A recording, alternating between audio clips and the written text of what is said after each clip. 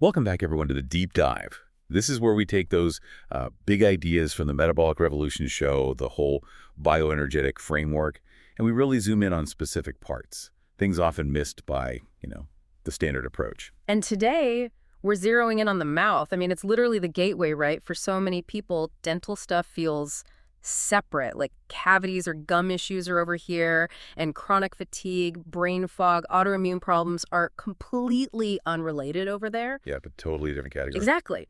But the data we're looking at today, it doesn't just question that separation, it completely demolishes it. Right. We're talking about those nagging chronic health problems that just won't go away no matter what you try.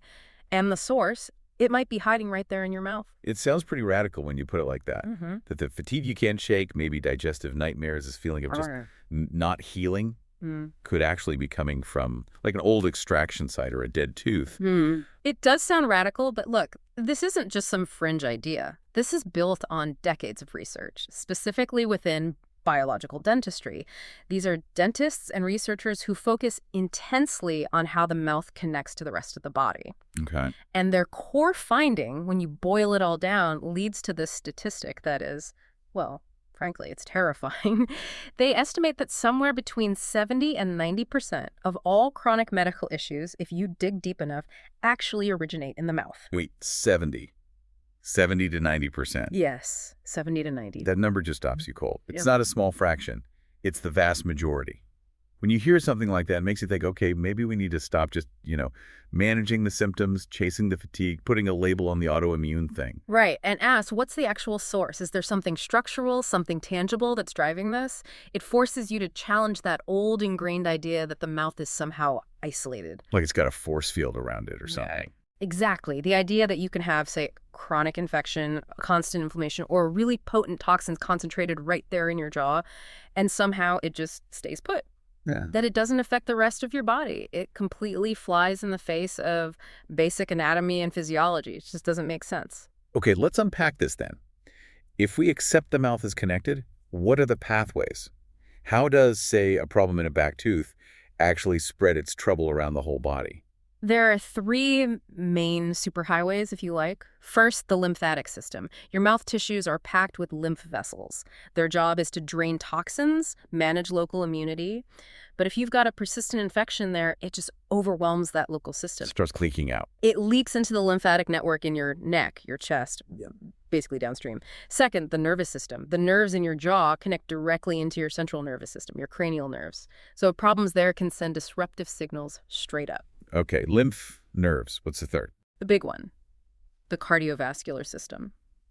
The blood supply in your gums and jaw is incredibly rich.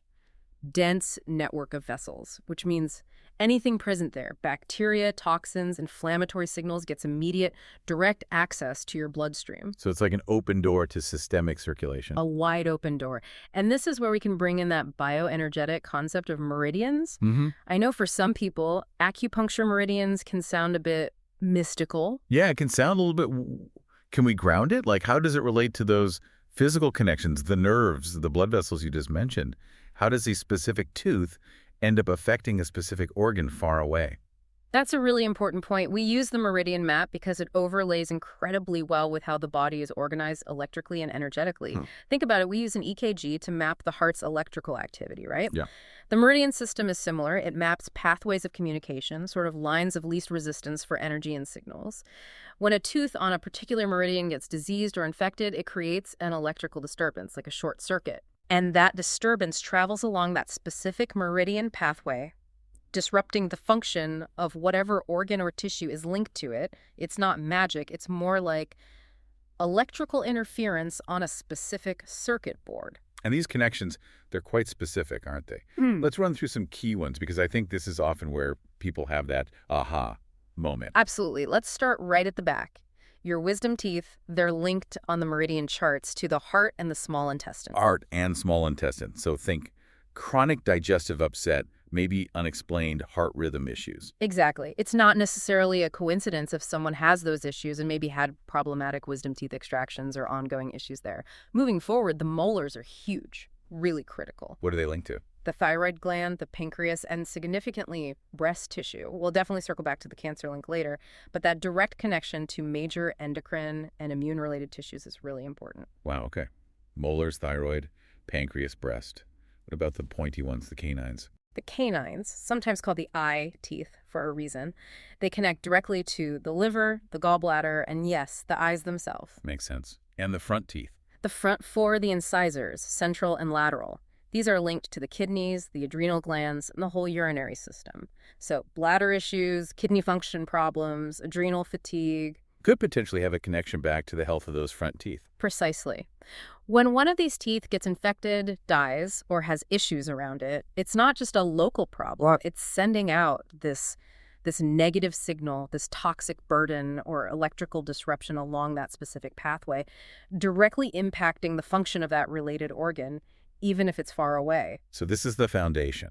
We have to see the body as this integrated system, electrical, toxicological, where a problem in one small area can actually sabotage a whole connected pathway. It's a fundamental shift in perspective. Okay, now we absolutely have to talk about the research that honestly should have changed dentistry 100 years ago but got buried. We need to talk about Dr. Weston Price. Dr. Price, yes, an incredible dentist and researcher back in the 1920s and 30s.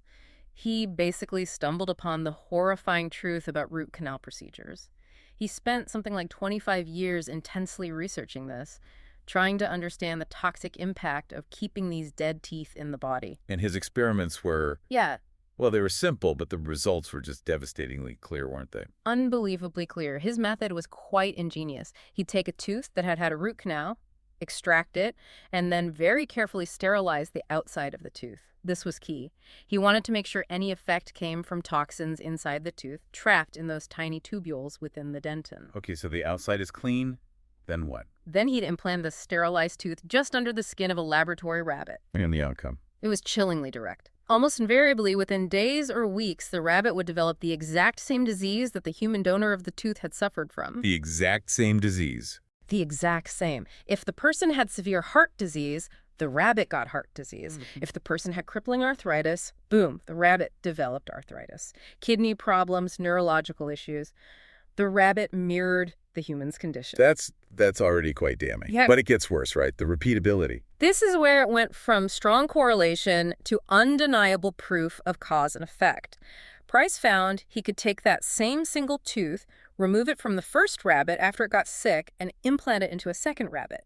That rabbit would get sick, then into a third, a fourth. How many times could he do this? He documented implanting the same tooth into 20, 30, sometimes even 50 consecutive rabbits, and every single one would develop the original donor's disease. 50 rabbits from one tooth. Yes. That's not random chance. That's proof positive that the tooth structure itself was acting like a reservoir, continuously leaching some kind of potent poison. It's like a tiny, slow-release poison capsule embedded in the body. That's exactly what his research showed. These root canal teeth were essentially acting as little septic tanks, constantly leaking incredibly potent toxins into the system. Logically, this should have stopped the root canal procedure dead in its tracks back then. But it didn't. Why not? Well, root canals became very profitable, and people, understandably, liked the idea of keeping their teeth, even if they were dead, rather than extracting them. So Price's meticulous, decades-long research was largely ignored, dismissed, buried by the mainstream dental establishment. Unbelievable. Just swept under the rug until modern science could finally prove him right, decades later. Exactly. Fast forward, 80 years? To the University of Kentucky and the work of Dr. Boyd Haley. He was a top-notch analytical chemist. He used modern techniques, things Price couldn't have dreamed of, through a company called Affinity Labeling Technologies. And what did Dr. Haley do?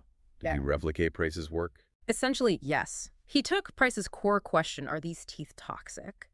And applied rigorous 21st century chemical analysis. He tested over 5,000 extracted root canal teeth. 5,000. And the results? Were they as clear as Price's rabbit studies? Even clearer, in a way. The findings were stark, 100%. Every single one of the 5,000 root canal teeth tested showed measurable, significant toxicity. Not 95%, not 99%. 100% were actively leaching toxins. Every single one. And we're not just talking about mild irritants here, are we? Yeah. The nature of these toxins is particularly nasty. Extremely nasty. This is where the bioenergetic link becomes crystal clear. The toxins Haley identified, chemically speaking, are things like thioethers, mercaptans. Basically, they're related to hydrogen sulfide. Think rotten egg gas, but biologically active. Okay. These compounds are structurally similar to some of the toxins involved in things like botulism poisoning. We're talking about substances that are among the most potent biological poisons known to science. And crucially, these toxins don't just cause general inflammation. They have a very specific target. They block the enzymes responsible for making cellular energy, ATP production. They block energy production itself. By how much? Haley's research found that these toxins, on average, inhibited those critical energy-producing enzymes by 93%. 93%. Let's just pause on that. 93% blockage of the enzymes that make energy for our cells. What does that actually do inside the cell, inside the mitochondria? It's catastrophic for the cell's metabolism. Think of the electron transport chain as the engine of the cell. These toxins basically throw sand in the gears. If those key enzymes are blocked by 93%, the cell simply cannot generate enough ATP to function properly. So it can't. Yeah. Well, it can't repair itself, fight infection. Exactly. It can't effectively fight infection. It can't detoxify itself. It can't repair damage. It certainly can't contribute to healing the surrounding tissue. It's running on fumes, maybe 7% power. The tissue in that area essentially begins to shut down metabolically. This paints a really clear picture, then, for why someone with, say, a hidden infection from a root canal might feel that profound, unrelenting fatigue, that systemic slowdown. It makes perfect sense. Their body is constantly trying to deal with these incredibly potent poisons leaching out, diverting huge amounts of energy and resources just to neutralize them. Meanwhile, the immune system itself is being starved of the energy it needs to function effectively. So it's this constant low-level grinding energy drain that just wears the system down over time. Precisely. Until eventually it manifests as some form of chronic illness. The body just can't keep up. And this goes way beyond just feeling tired. Let's connect this toxicity now to the really big hitters, the major chronic diseases, starting with heart disease. Right. And this is information that frankly, most mainstream cardiologists seem completely unaware of or perhaps ignore. But according to data from people like Bill Doan, who are authorities in cardiovascular prevention, they argue that the #1 driver of heart attacks is often not high cholesterol or just generic high blood pressure. It's frequently an underlying chronic infection. And very often, that infection is sourced back to a root canal-treated tooth. The #1 cause. That's a huge claim. It basically challenges the whole cholesterol-centric view of heart disease. How does a dead tooth actually cause a heart attack? What's the mechanism? It's about chronic bacterial seeding and inflammation. When researchers actually culture the inside of these dead root canal teeth, they find this whole ecosystem of bacteria thriving in that oxygen-deprived environment. How many types? They've identified at least 53 different types of bacteria. And here's the kicker. 28 of those specific bacteria are known to be directly involved in heart disease pathology. 28. Doing what? Some of them have a preference for attacking heart valves directly, which can lead to things like endocarditis. Others are highly inflammatory and seem to migrate specifically to the walls of arteries. So the mouth is acting like this constant leaky faucet, dripping bacteria into the bloodstream every time you chew or swallow. That's a good analogy. Millions of bacteria getting dumped into circulation day after day, year after year, and where do they go?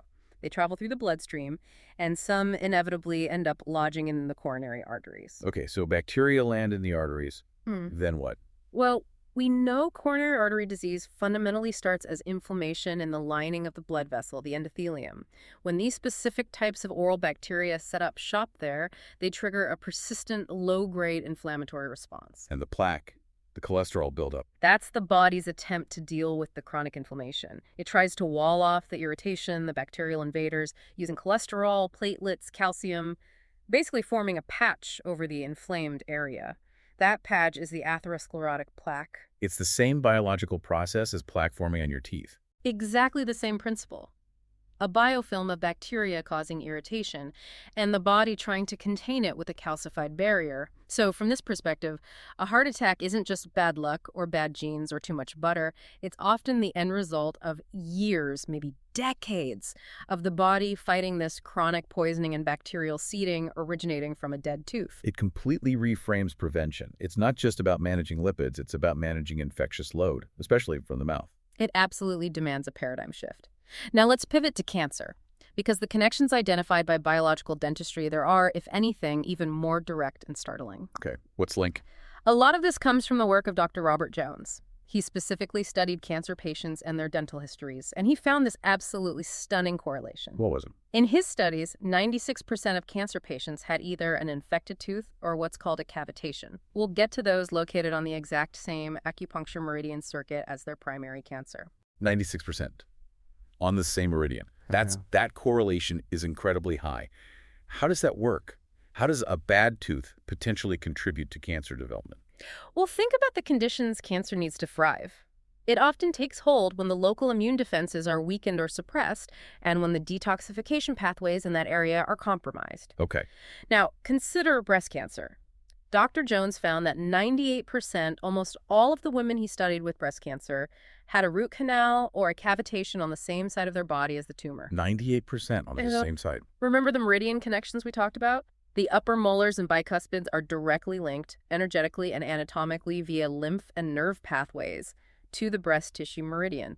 If you have a constant source of potent toxins and inflammation draining from a tooth along that specific pathway, it compromises the immune surveillance specifically in that area. Precisely.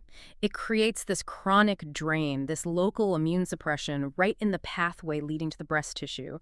It essentially creates an environment where abnormal cells might be more likely to evade detection and proliferate.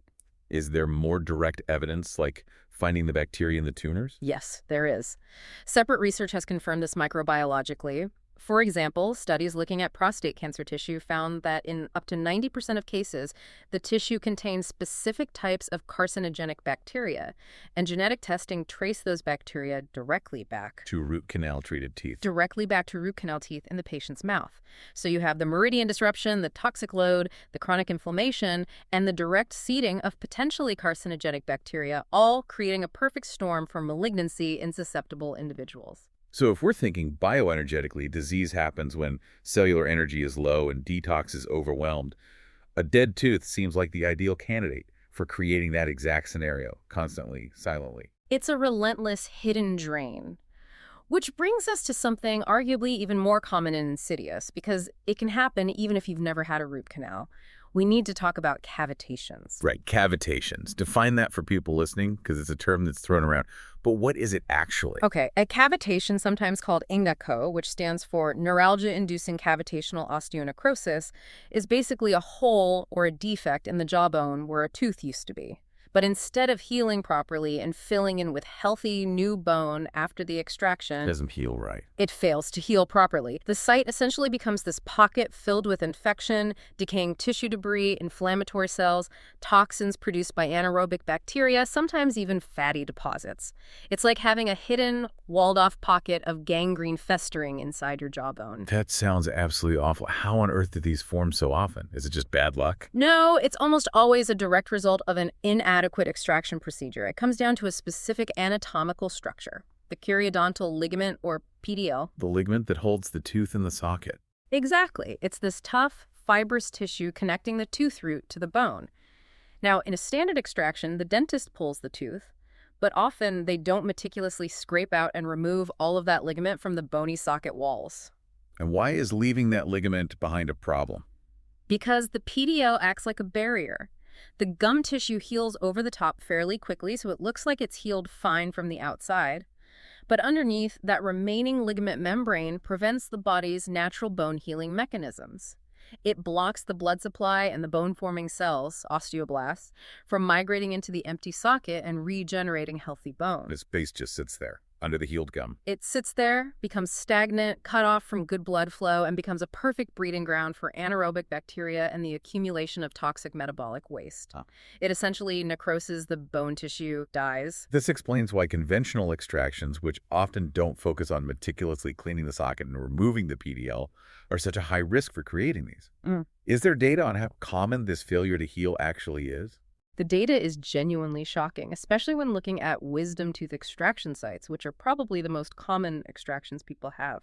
One study involved surgically opening up and examining 5,000 old wisdom tooth extraction sites. 5,000 sites. And what did they find? They found that only one single site out of the 5,000 had healed completely and properly with healthy, solid bone tissue. Wait, just 1 out of 5,000. 1 out of 5,000. The other 4,999 showed evidence of incomplete healing, cavitation formation, necrotic debris, or chronic inflammation. That is staggering.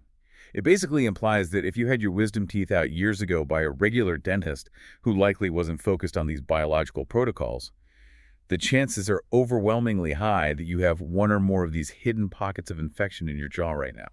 Statistically, yes, it's highly likely. And the systemic impact of these cavitations can be huge, partly because of where they're often located back in the jaw near major nerve. Like the trigeminal nerve. Exactly. The toxins produced in these cavitation lesions, remember, similar to those potent hydrogen sulfide-type toxins from root canals, are sitting right next to major cranial nerves. This means those toxins can easily migrate along nerve sheaths directly into the brain. Directly into the brain. Affecting what? Affecting nervous system regulation, cognitive function, contributing to brain fog, memory issues, chronic headaches, migraines, sometimes debilitating facial pain like trigeminal neuralgia, and generally keeping the whole nervous system in a state of chronic stress and inflammation. And this links back strongly to autoimmune conditions, doesn't it? We hear these incredible stories, almost unbelievable sometimes, where someone has, say, Hashimoto's thyroiditis for years, tried everything. And then they find and properly treat these hidden jawbone cavitations, and the Hashimoto's just resolves, completely disappears. How does that happen? It reinforces that core bioenergetic principle. Autoimmunity isn't just bad luck. It's almost always triggered by some kind of chronic underlying burden, infectious, toxic, or energetic. If you have these pockets constantly releasing potent biotoxins right near major nerve pathways, it creates this unresolvable chronic immune stimulation and nervous system dysregulation. The immune system basically gets stuck in attack mode. It eventually attacks the body's own tissues, like the thyroid. Correct. Remove that constant source of toxic, inflammatory, nerve-irritating input from the cavitation, and suddenly the immune system can calm down, reset, and stop attacking self. You remove the trigger. And this hidden pathology, these cavitations and maybe missed root canal infections, this is exactly the kind of thing that was uncovered in the personal health journey, often mentioned on the main Metabolic Revolution show, right? With the doctor there, Dr. Pursuti. That's exactly right. Years of persistent, unexplained symptoms, severe fatigue, digestive issues, brain fog that just didn't fully resolve even with really dialing in nutrition and lifestyle. Until advanced imaging, specifically cone beam CT scans, revealed these massive hidden infections and cavitations in the jaw. Pathology that every single standard 2D dental x-ray over the years had completely missed. Because they couldn't see the depth, the full picture. Precisely. And once those sources of chronic toxicity were properly addressed through biological dental procedures, then the systemic issues finally started to resolve.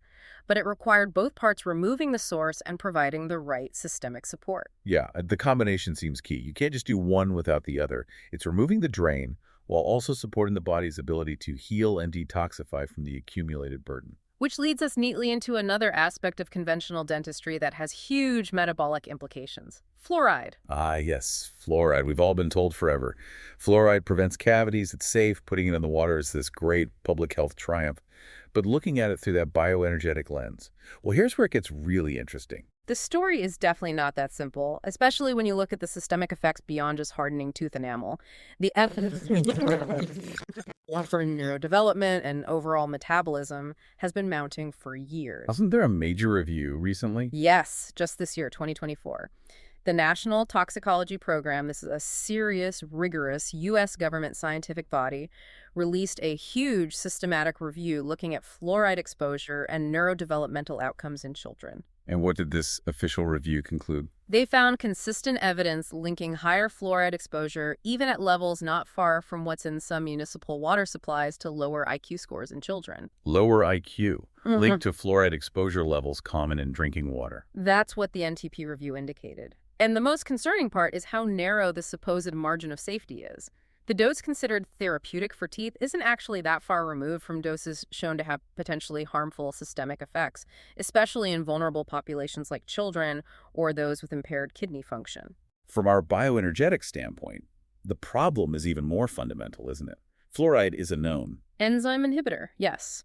It's fundamentally anti-metabolic. It directly interferes with several key enzymes involved in cellular energy production glycolysis, the Krebs cycle.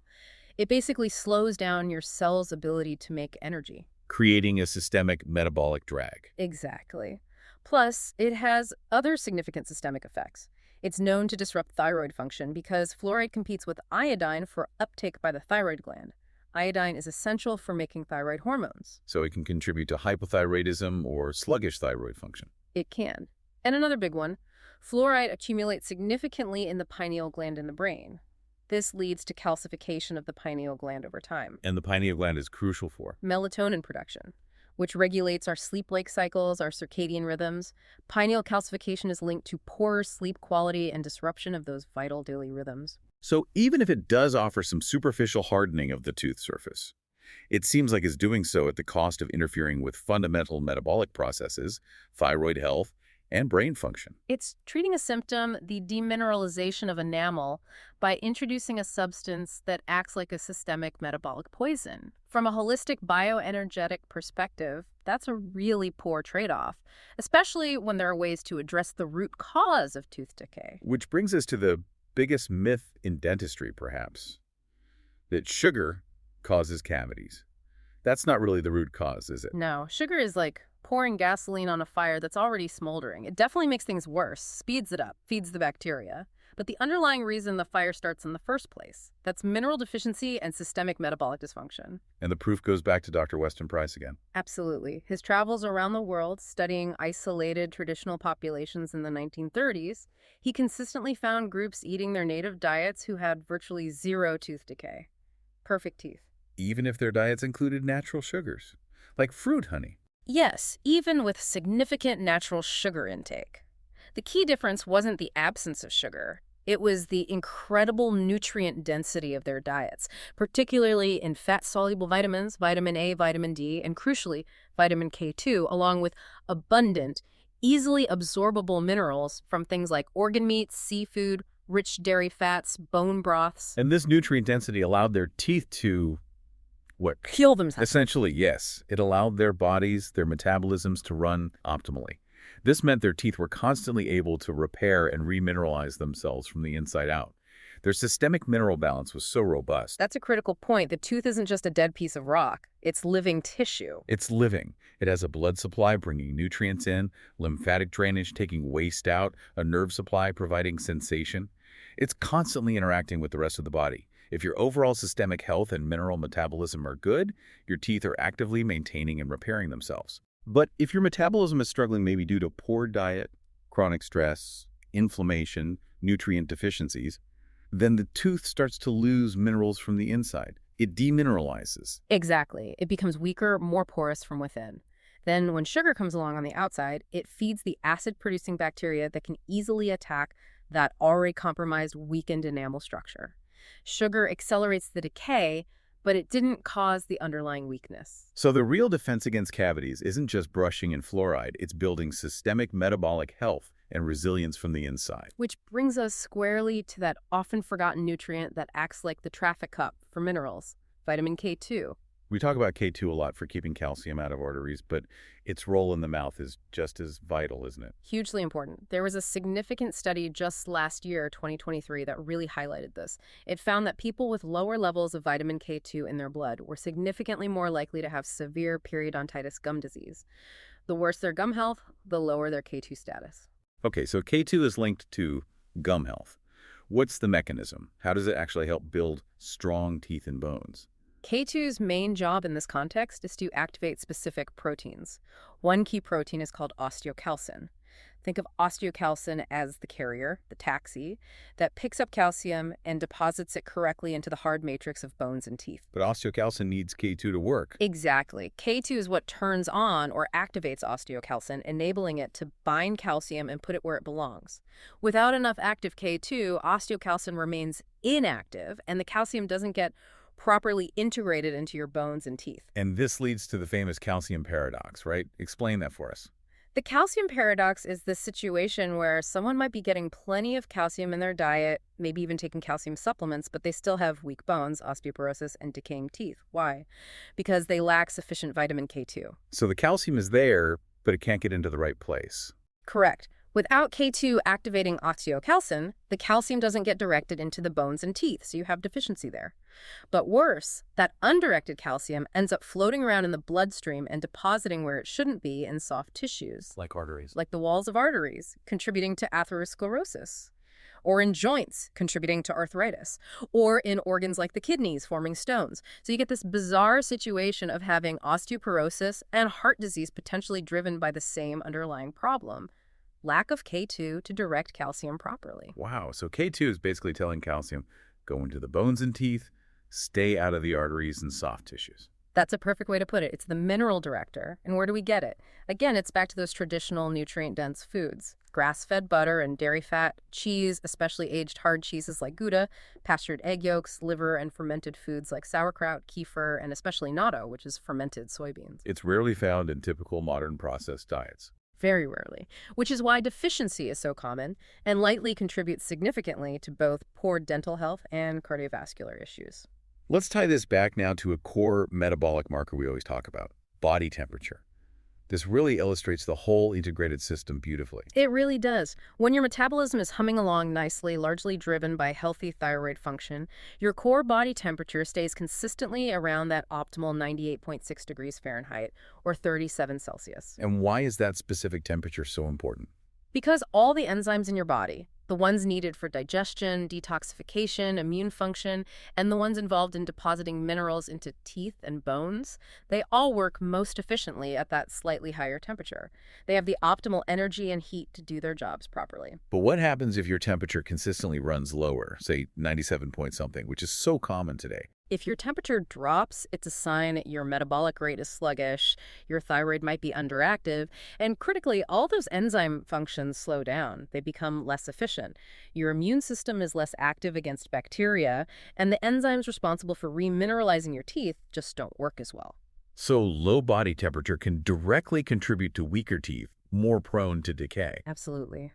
And the flip side is also true. We often see in clinical practice that chronic dental problems, persistent infections, slow healing after extractions, even susceptibility to decay, often start to improve significantly when we focus on supporting the whole metabolism, particularly optimizing thyroid function and raising that core body temperature back towards 98.6. It confirms that idea. Healthy teeth are often just a reflection of a healthy, high-energy metabolism that has the resources and the optimal operating temperature to maintain and repair itself. It's all interconnected. Healthy metabolism equals healthy teeth. Okay, let's circle back briefly to the meridians and that electrical disruption idea. Can we frame that in terms of modern diagnostics that people might recognize? Sure. We readily accept that the body is electrical, right? We use EKGs to measure heart electricity, EEGs for brain waves. We understand nerve conduction is electrical. Right. An infected tooth, especially a dead root canal tooth, or a pocket of dead necrotic tissue like a cavitation, isn't just releasing toxins, it's also creating significant electrical interference. It's like a faulty wire or a short circuit on that specific meridian pathway. So it's disrupting the normal electrical communication along that line. Exactly. It's creating electrical noise or a chronic energy drain on that circuit. So when you hear stories, which biological dentists see all the time, of someone having, say, chronic kidney problems for decades that suddenly resolve almost overnight after an infected front tooth on the kidney meridian is removed. Or maybe persistent heart palpitations vanishing after a cavitation near the wisdom tooth area on the heart meridian is cleaned out. It's not placebo. It's often the immediate removal of that major source of electrical and toxic interference. The circuit is cleared, the short is fixed, and the distant organ connected to that pathway can finally function properly again because the signals are getting through cleanly. The body's electrical system just snaps back into coherence. Allowing the organs to regulate themselves properly again. Okay, so if someone listening is thinking, wow, I have chronic issues, I've had root canals, I had difficult extractions, how do they find out if this hidden pathology is actually present? We've mentioned it earlier, but the key diagnostic tool is the cone beam CT scan, or CBCT. This is absolutely crucial. It's non-negotiable if you have chronic health problems and a history of significant dental work. Why is it so much better than the standard dental x-rays most people get? Because standard dental x-rays, the little bite wings or even the big panoramic ones, are two-dimensional. They show height and width, but they cannot show depth. And these problems, infections around roots, cavitations in the bone, are three-dimensional issues. Exactly. They exist in volume, in depth. A standard 2D X-ray can look completely normal because a massive infection might be hiding behind the dense root structure, or the dead bone pocket of a cavitation is obscured. It's like trying to understand the layout of a house just by looking at the front facade. You miss everything happening inside and behind. You miss the depth. The cone beam scan takes hundreds of images in a circle around your head and reconstructs them into a detailed three-dimensional map of your teeth and jawbone. It allows the dentist to slice through the image virtually, look from different angles, and see the true depth and extent of infections, bone defects, cysts, and cavitations that are completely invisible on standard 2D films. So the recommendation is clear. If you have those unresolved chronic health issues, fatigue, autoimmune stuff, gut problems, brain fog, and you have root canals or past extractions, especially wisdom teeth, you absolutely need to find a biologically oriented dentist who utilizes cone beam CT scanning. It might be the missing piece. It very often is. And while we're talking diagnostics and hidden issues, there's one more related concept: galvanic currents. This relates to the materials used in the mouth. Galvanic currents. Sounds electrical again. What's happening there? Think back to basic chemistry or physics. If you put two different types of metal into a conductive solution, like saliva, they will create an electrical current. It's a simple battery effect. So if someone has, say, an old mercury amalgam filling next to a gold crown, or maybe a metal crown near a titanium implant. Yes. Any mix of dissimilar metals in the wet environment of the mouth can essentially turn your mouth into a low-grade, continuously operating battery, generating small but measurable electrical currents. And why is that a problem? A tiny bit of electricity. Because these currents aren't supposed to be there. They can interfere with the natural electrical signaling of your nerves, especially given the mouth's proximity to the brain and major cranial nerves. This constant, low-level electromagnetic interference can contribute to neurological symptoms, anxiety, metallic tastes, headaches, and just add to the overall stress load on the nervous system. So biological dentists are careful about the materials they use. Very careful. They prioritize using materials that are not only biocompatible, meaning the body doesn't react negatively to them immunologically, but also electrically neutral, like ceramics, zirconia, or specific composites, to avoid creating these galvanic currents and electromagnetic disturbances. The goal is a mouth that's quiet, both toxically and electrically. Okay, this is all making sense. Let's shift to actionable steps. Someone gets a cone beam scan, finds they have issues, a toxic root canal, a cavitation. What's the process? What should they look for in treatment? Step one is finding the right practitioner. You really need to seek out a dentist who identifies as biological, holistic, or integrative. They'll understand these connections, they'll use the cone beam, they'll know the proper protocols, and they'll use biocompatible materials. And if the issue is a root canal, given everything we've discussed about the 100% toxicity, what's the hard truth? The hard truth, based on the science from Price and Haley, is that extraction is almost always the recommended course of action from a biological perspective. Trying to save a dead infected tooth that's proven to be toxic, even with retreatment, is generally seen as compromising long-term systemic health for the sake of keeping the tooth structure. It's a tough decision, often costly and involved, but the potential long-term health benefits of removing that toxic source are considered paramount. Okay, so extraction is often recommended for root canals. Now, if any tooth needs extraction, preventing a new cavitation from forming is critical. What does the extraction protocol absolutely need to include? The dentist must meticulously remove that periodontal ligament, PDL, we talked about earlier. Every last bit needs to be scraped and curetted from the bony socket walls. That's number one. Okay, remove the PDL. What else? They need to thoroughly clean and debride the socket, removing any infected or necrotic tissue. Often, biological dentists will use medical-grade ozone gas or ozonated water flushed into the socket. Ozone is highly antimicrobial and also stimulates blood flow and healing factors, promoting healthy bone regeneration. So, meticulous cleaning, PDL removal, maybe ozone, anything else? Sometimes they might place a biological graft material or even use platelet-rich fibrin, PRF, made from the patient's own blood, to further enhance healing and bone fill in the socket. The goal is to leave a clean, vital environment that can heal properly from the bottom up. Right. Now, replacement options. If a tooth is extracted, what should people look for to replace it, avoiding those galvanic current issues or potential immune reactions? Generally, avoid titanium implants if possible. While common, they are metal, so they can contribute to galvanic currents. There's also a subset of people who develop immune or autoimmune reactions to titanium particles that can shed over time. So what's the alternative? Zirconia implants are a much preferred option in biological dentistry. Zirconia is a type of ceramic. It's white, very strong, biocompatible, and crucially, it's electrically neutral, so no galvanic issues. Okay, zirconia implants. Any other options besides implants? Yes, depending on the location and the patient's situation, a well-made fixed bridge using biocompatible ceramic materials can be a good option. Or sometimes a removable partial denture made from flexible, biocompatible, non-metal materials might be the best choice. The key is avoiding metals and using materials the body tolerates well. Got it. Now, dealing with the dental work itself is huge, but you mentioned earlier when you start cleaning this stuff out, you can get a big release of stored toxins. Systemic support during and after is vital, right? Absolutely critical. You're essentially stirring up a hornet's nest. Decades of stored toxins and bacterial debris can get released into the bloodstream when these sites are treated. The body's detoxification organs, especially the liver, need major support to handle this load. So what kind of support are we talking about? Definitely robust liver support. Nutrients like milk thistle, dandelion root, artichoke extract can help.